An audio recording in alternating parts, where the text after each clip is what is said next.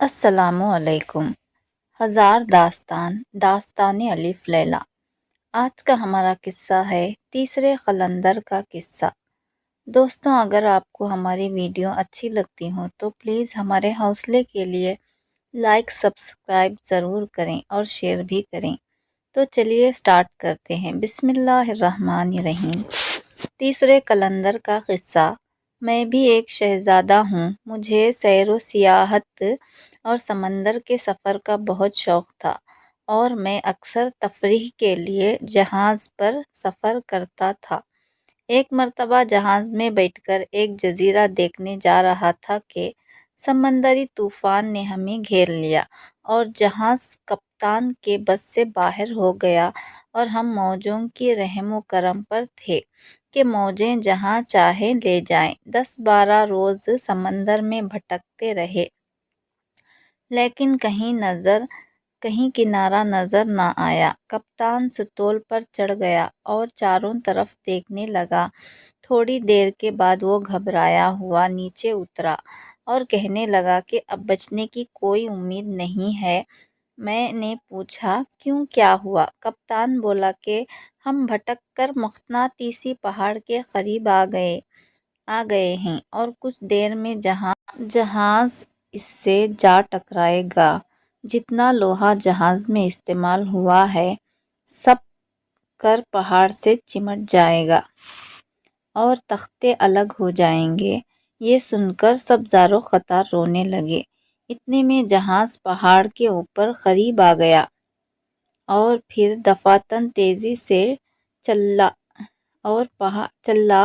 اور پہاڑ سے ٹکرا کر ٹکڑے ٹکڑے ہو گیا۔ مجھے نہیں معلوم کہ میرے ساتھیوں میں سے کون بچا، سب غرق ہو گئے۔ میں ایک ٹوٹے ہوئے تختے پر بہتا رہا لیکن یہاں تک کہ ایک دوسرے پہاڑ کے کنارے جا لگا۔ میں نے خدا کا شکر ادا کیا اور تختہ چھوڑ کر پہاڑ پر چڑھ گیا اور اوپر جا کر دیکھا کہ پیتل کا ایک گنبد ہے اور اس کی چوٹی پر پیتل کا بنا ہوا ایک گھوڑا سوار ہے۔ میں دیر تک متعجب ہوا نظروں سے اسے گھورتا رہا۔ اسی اثناء میں رات ہو گئی۔ میں ایک محفوظ جگہ دیکھ کر وہیں سو گیا۔ رات کو خواب میں ایک بزرگ کو دیکھا۔ وہ مجھ سے فرما رہے تھے کہ صبح اٹھ کر اسی جگہ کو کھودو جہاں تم سو رہے ہو۔ اندر سے تمہیں ایک پیتل کی کمان اور شیشے کا تیر ملے گا۔ اس کو لے کر ایک تیر گنبد والے سوار کو مارو۔ سوار گر جائے گا اور گھوڑا تمہارے پاس آ جائے گا۔ پھر کمان اسی جگہ دفن کر دینا۔ اس عرصے میں سمندر کے اندر طوفان آئے گا۔ تم گھوڑے پر بیٹھ کر نیچے چلے جانا اور سمندر میں ایک کشتی تلاش کرنا، وہ تمہیں ضرور ملے گی۔ پہاڑ پر گنبد اور اس کے اوپر گھوڑا۔ تم اس پر بیٹھ جانا لیکن یہ خیال رہے کہ اس میں بیٹھنے کے بعد خدا کا نام نہ لینا ورنہ کشتی ٹوٹ جائے گی، کیونکہ یہ سب سحر اور سفلی کارنامہ ہے جیسے مجھے خواب میں بتایا گیا تھا۔ چنانچہ میں گھوڑے کی مدد سے کشتی پر سوار ہو گیا۔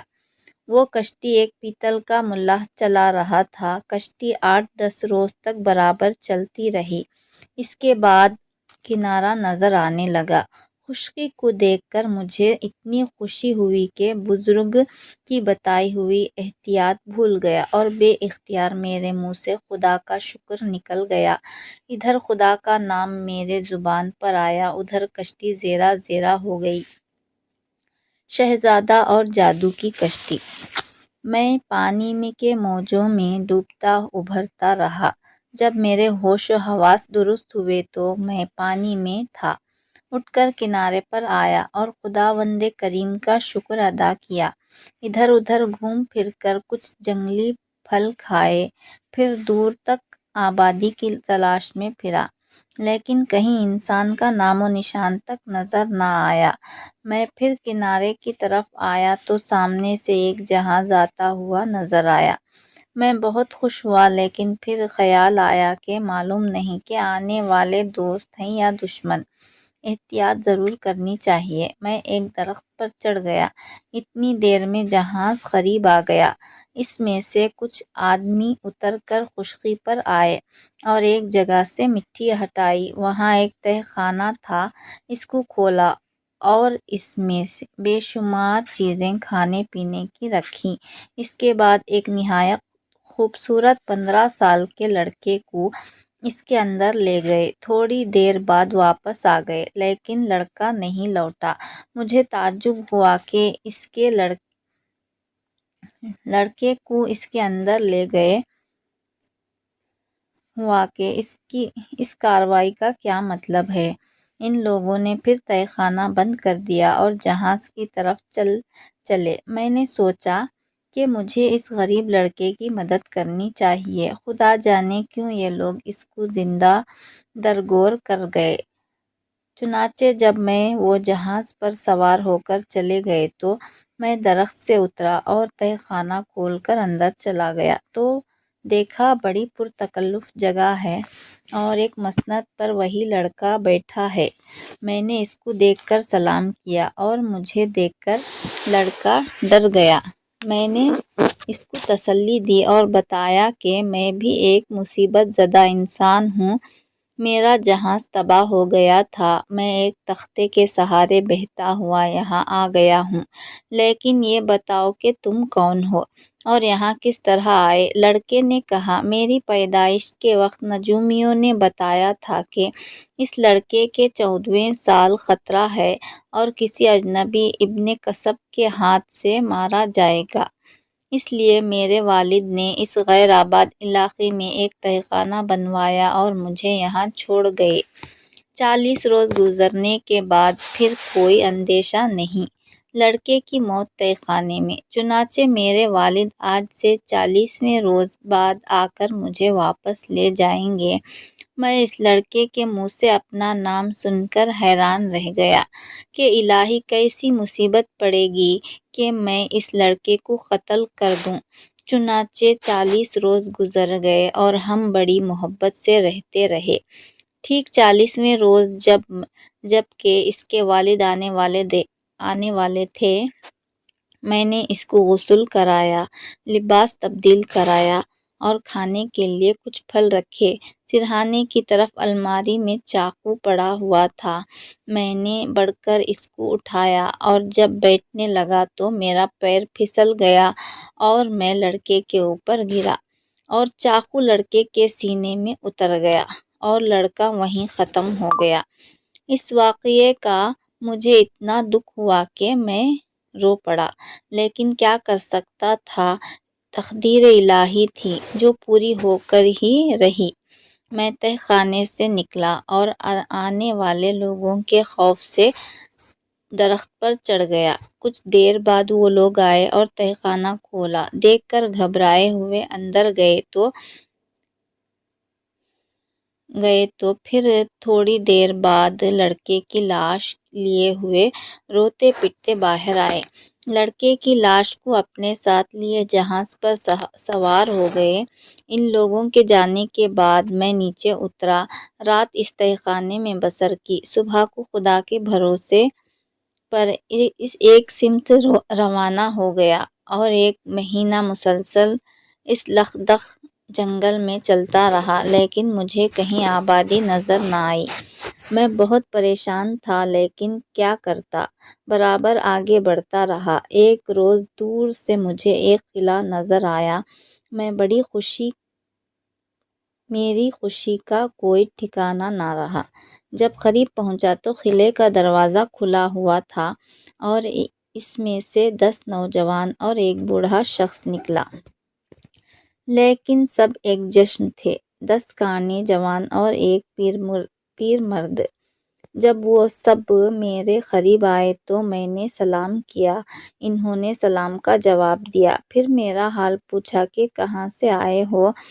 میں نے اپنی کل داستان مصیبت سنائی۔ وہ کچھ دیر ادھر ادھر گھومتے رہے، اس کے بعد قلعے کی طرف چلے اور مجھے پھر اپنے ساتھ لے گئے۔ اندر سے قلعہ کافی وسیع اور آراستہ تھا۔ ایک طرف بہت بڑا ہال کمرہ تھا اور سب اس کمرے میں بیٹھ گئے۔ میں بھی ان کے ساتھ تھا۔ بوڑھا بیچ میں بیٹھ گیا اور وہ جوان اس کے گرد حلقہ بنا کر کچھ دیر کھڑے رہے، پھر وہ بھی بیٹھ گئے اور مجھ سے کہنے لگے کہ جو کچھ یہاں دیکھو اس کے متعلق کوئی سوال نہ کرنا۔ میں نے قرار کر لیا اور ایک طرف ہٹ کر بیٹھ گیا۔ پھر ہم سب نے بیٹھ کر کھانا کھایا اور باتیں کرتے رہے، یہاں تک کہ آدھی رات گزر گئی۔ اس وقت بوڑھا آدمی اٹھ کر باہر چلا گیا۔ وہ تھوڑی دیر میں 2 تشت لے کر آیا اور 2 نوجوانوں کے سامنے رکھ دیے۔ پھر اسی طرح ایک اور تشت لایا اور سب کے آگے وہ تشت رکھ دیا۔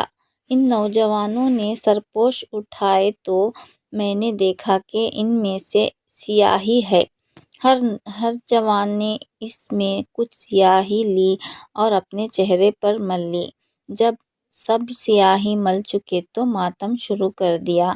کچھ دیر تک ماتم کرتے رہے، پھر ایک شخص پانی لایا اور سب نے منہ ہاتھ دھوئے اور اپنے اپنے سونے کے کمرے میں چلے گئے۔ مجھے بھی ایک کمرہ سونے کے لیے دے دیا، لیکن میں اس واقعے کو دیکھ کر چونکا، بہت پریشان اور حیران تھا، اس لیے رات بھر نیند نہ آئی۔ اگلے دن بھی اسی فکر میں رہا کہ آخر اس کارروائی کا کیا مطلب ہے۔ رات کو ان لوگوں نے پھر وہی حرکتیں کی۔ میرا پیمانہ صبر لبریز ہو گیا اور میں نے ان سے سوال کر ہی دیا کہ آپ لوگوں کے ایسا کرنے کا کیا سبب ہے؟ ان میں سے ایک نوجوان بولا، تمہاری ہی بہتری کے لیے اصل حالات ظاہر نہیں کرتے۔ اگر تم سنو گے تو اپنی داہنی آنکھ سے ہاتھ دھو بیٹھو گے۔ میں نے کہا، خواہ کچھ ہو، لیکن میں صحیح حالات معلوم کر کے رہوں گا۔ تو نوجوان کہنے لگا، اچھا، صبح کو ہم انتظام کریں گے، تم خود اپنی آنکھ سے دیکھ لینا کہ کہنے کی بات نہیں ہے۔ صبح کو ان لوگوں نے مجھے پھر سمجھایا کہ اس چکر میں نہ پڑو، لیکن میں نہیں مانا۔ مجبوراً ان میں سے ایک شخص بھیڑیا لایا، پھر اس کو ذبح کر کے گوشت الگ کر دیا اور کھال مجھے دے دی کہ اس میں لپٹ جاؤ، ہم اس کو اوپر سے سی دیں گے اور باہر رکھ دیں گے۔ تھوڑی دیر بعد پھر ادھر سے پرندہ گزرے گا اور وہ تمہیں اپنا شکار سمجھ کر اٹھا لے گا۔ وہ اڑ جائے گا، ایک پہاڑ پر اترے گا۔ اس سے پہلے کہ وہ تمہیں نقصان پہنچائے، اس چھری سے جو ہم تمہیں دیں گے، کھال کاٹ کر باہر نکل آنا اور شور مچانا۔ وہ ڈر کر اڑ جائے گا اور تم تھوڑی دور آگے جانا، وہاں ایک قلعہ نظر آئے گا، اس کے اندر چلے جانا، پھر ہمارا راز تمہیں معلوم ہو جائے گا۔ میں اس کے لیے تیار ہو گیا۔ چنانچہ ان لوگوں نے چھری دے کر کھال میں سی دیا اور قلعے کے باہر میدان میں ڈال دیا۔ تھوڑی دیر بعد پرندہ آیا اور مجھے اٹھا کر لے چلا۔ خدا جانے وہ کتنی دیر اڑا۔ بہرحال جب وہ ایک جگہ اترا تو میں فوراً کھال چیر کر باہر آ گیا اور شور مچانے لگا۔ پرندہ ڈر کر اڑ گیا۔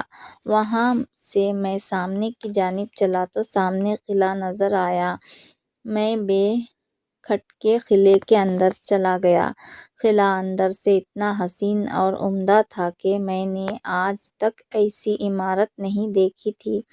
سجاوٹ کا یہ عالم تھا کہ یوں معلوم ہوتا تھا کہ گویا ہفت اقلیم کا ذو جوہر اس کی صناعی میں خرچ کیا گیا ہے۔ میں نے چاروں طرف دیکھا، لیکن مجھے کوئی شخص نظر نہ آیا۔ تھوڑی دور اور آگے بڑھا تو شاندار باراہ دری نظر آئی۔ اس میں سے 40 عورتیں بیٹھی تھیں جن کا نظیر شاید چشم عالم نے نہ دیکھا ہو۔ مجھے دیکھ کر وہ کھڑی ہو گئیں اور وہ بہت اعزاز و اکرام سے مجھے لے جا کر بٹھایا اور خود میرے سامنے دست بستہ کھڑی رہیں۔ میں یہ عالم دیکھ دیکھ کر حیران ہو رہا تھا۔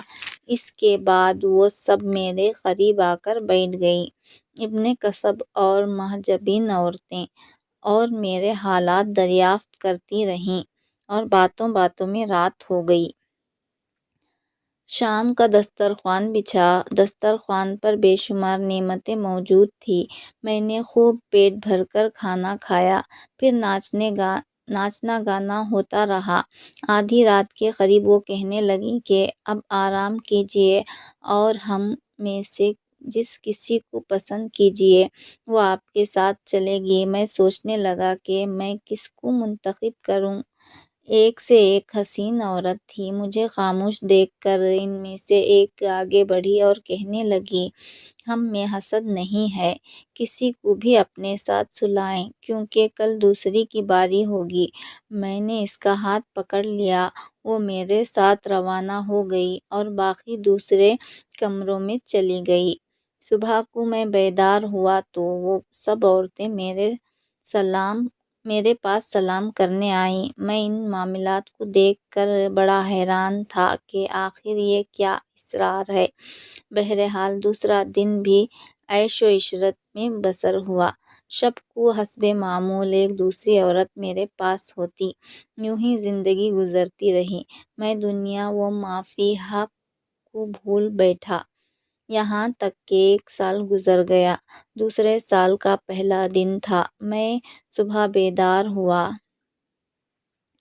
تو باہر سے شور اور رونے کی آوازیں آتی ہوئی معلوم ہوئیں۔ میں باہر آیا تو وہ سب عورتیں رو رہی تھیں۔ میں نے سبب دریافت کیا تو کہنے لگیں کہ اب ہم آپ سے رخصت ہو رہی ہیں۔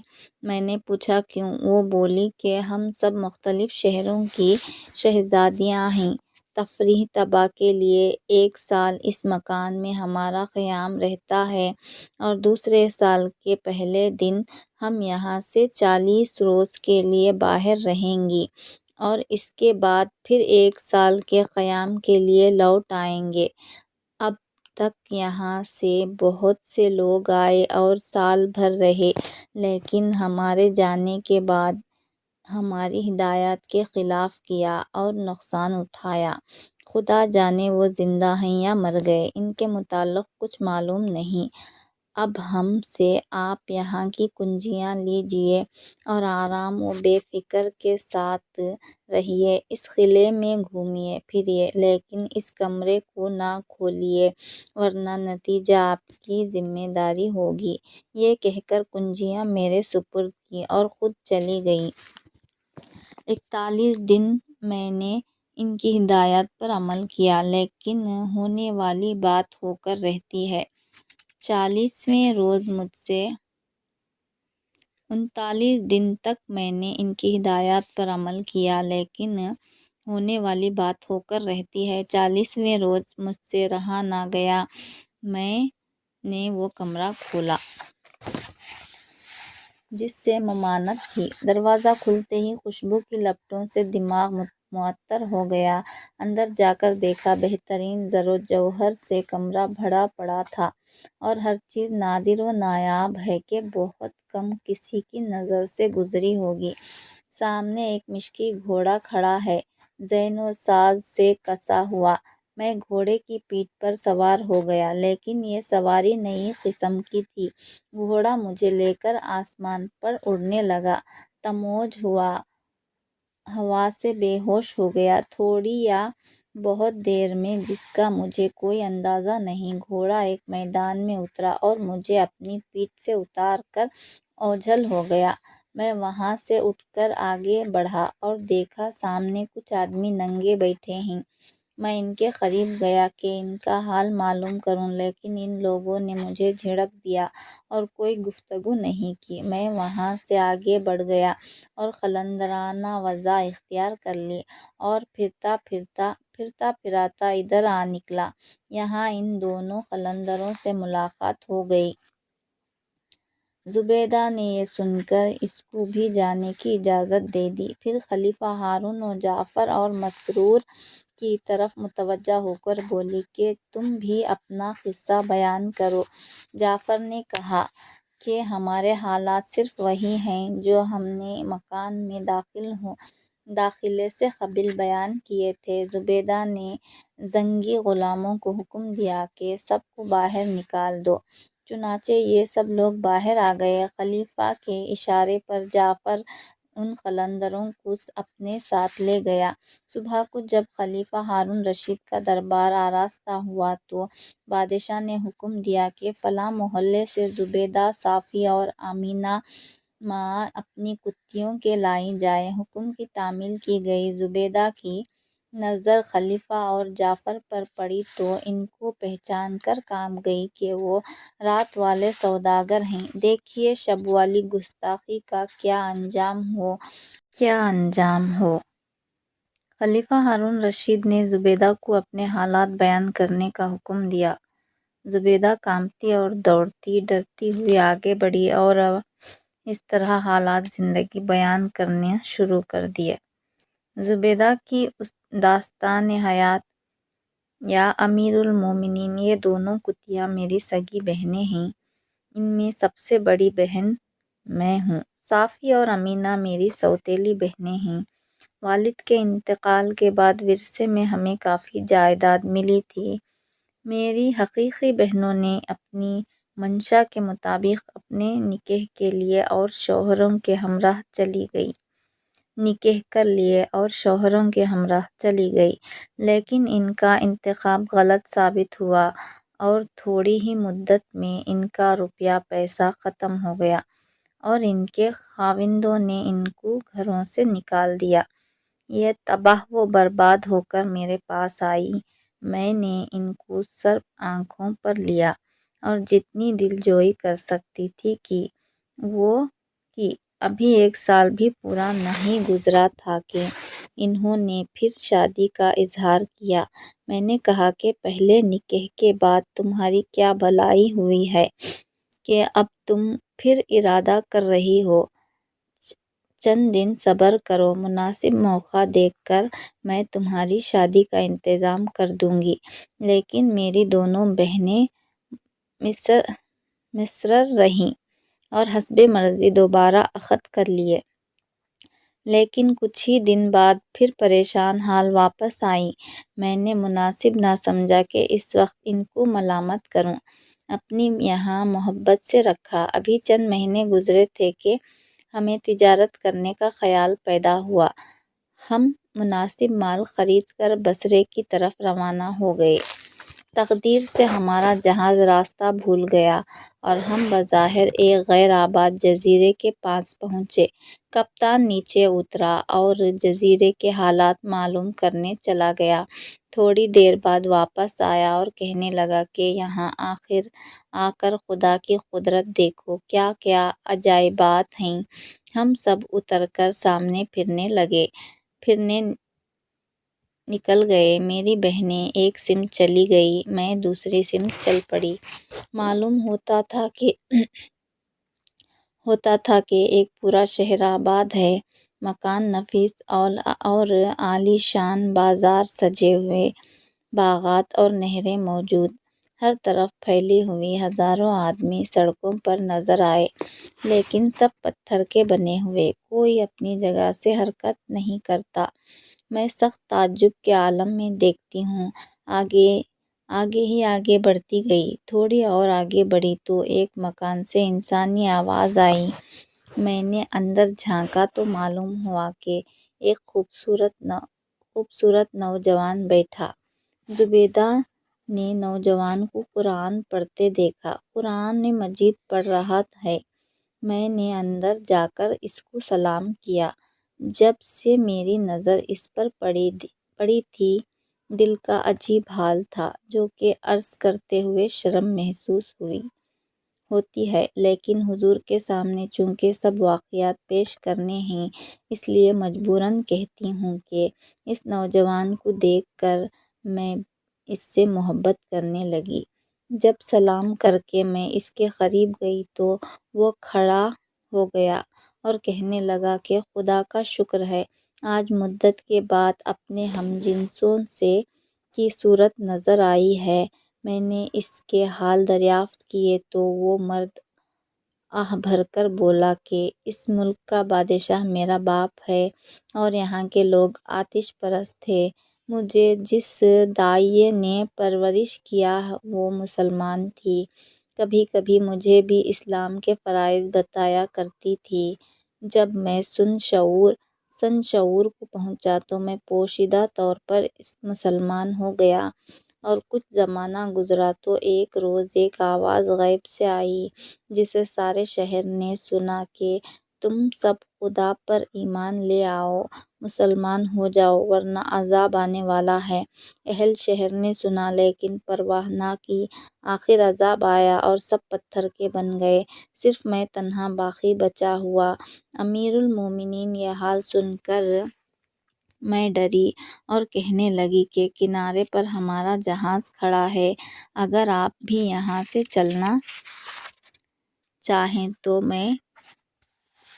تو ہمارے ساتھ چلیں۔ وہ تیار ہو گیا، پھر ہم جہاز پر آئے اور یہاں سے زر و جواہر بھر لیا۔ وہ نوجوان شہزادہ بھی مجھ سے محبت کرنے لگا تھا، چنانچہ جہاز پر ہی ہمارا عقد ہو گیا اور ہم ہنسی خوشی بغداد کی طرف روانہ ہوئے۔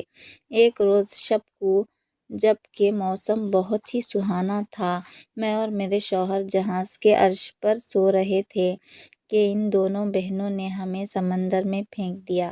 میرا شوہر تو اسی وقت غرق ہو گیا، لیکن میں ایک تختے کے سہارے صبح تک تیرتی رہی۔ آخر موجوں نے مجھے کسی جزیرے کے کنارے لا کر ڈال دیا۔ میں نے خدا کا شکر ادا کیا اور تیر کر خشکی پر آئی۔ کچھ جنگلی پھل کھا کر ایک درخت کے نیچے دم لینے کے لیے بیٹھ گئی۔ میں شاید سو جاتی کہ ایک تیز سرسراہٹ کی آواز سن کر چونک پڑی۔ سامنے دیکھا کہ ایک سانپ منہ کھولے بری طرح بھاگا ہوا آ رہا ہے اور اس کے پیچھے ایک اژدھا ہے۔ میں گھبرا کر اٹھی اور ایک بڑا سا پتھر اٹھایا۔ جون ہی وہ قریب سے گزرے ان پر دے مارا۔ پتھر اژدھے کو لگا، اس کا سر کچل گیا۔ سانپ نے میری طرف دیکھا اور پھر ایک دم اوپر اڑ گیا۔ میں یہ ماجرا دیکھ کر بہت پریشان ہوئی، لیکن کیا کر سکتی تھی، میری تو وہ مثال ہو رہی تھی، نہ پائے رفتن نہ جائے ماندن۔ مجبوراً ایک صاف پتھر دیکھ کر اس پر لیٹ گئی۔ اس پریشانی میں بھی خدا جانے کس طرح میری آنکھ لگ گئی۔ جب میں بیدار ہوئی تو دیکھا کہ ایک خوبصورت عورت دو کتیوں کو لیے بیٹھی ہے۔ میں اس کو دیکھ کر ڈری، لیکن وہ میرے قریب آ کر کہنے لگی کہ تم پریشان نہ ہو، میں دوست ہوں، دشمن نہیں۔ حقیقتاً میں انسان نہیں ہوں بلکہ پری ہوں۔ ابھی کچھ دیر ہوئی تم نے میری جان بچائی تھی۔ میں نے پوچھا کہ میں نے تمہاری جان کب اور کس طرح بچائی؟ وہ مسکرا کر بولی، وہ سانپ جو دوڑا ہوا آ رہا تھا میں ہی تھی، اور یہ اژدھا جو مرا پڑا ہے ایک جن تھا جو مجھے پکڑنا چاہتا تھا۔ خدا نے اس وقت تمہیں میری مدد کے لیے بھیج دیا اور تم نے اس خبیث کو ہلاک کر دیا۔ اس حالت کے بعد جب اطمینان سے میں نے تمہاری طرف دیکھا تو مجھے اصلی حال معلوم ہو گیا، چنانچہ میں فوراً اڑ گئی اور تمہارے جہاز کو بااحتیاط بغداد پہنچا کر کل مال و اسباب بھی تمہارے گھر رکھ کر آئی، اور تمہاری غدار بہنوں کو بطور سزا کتیوں کی شکل میں تبدیل کر دیا ہے، جو یہ حاضر ہیں۔ ان کا قصور ایسا نہیں کہ صرف اسی سزا پر کیفیت کی جائے، بلکہ روزانہ ان کو 100 کوڑے مارو ورنہ تم نقصان اٹھاؤ گی۔ پھر کہنے لگی کہ تم آنکھیں بند کر لو۔ اس نے مجھے اٹھا لیا اور پھر جو آنکھ کھلی تو خود کو اپنے مکان بغداد میں پایا۔ جاتے ہوئے اس نے اپنا بال دیا کہ اگر کبھی میری مدد کی ضرورت ہو تو تم مجھے بلا سکتی ہو۔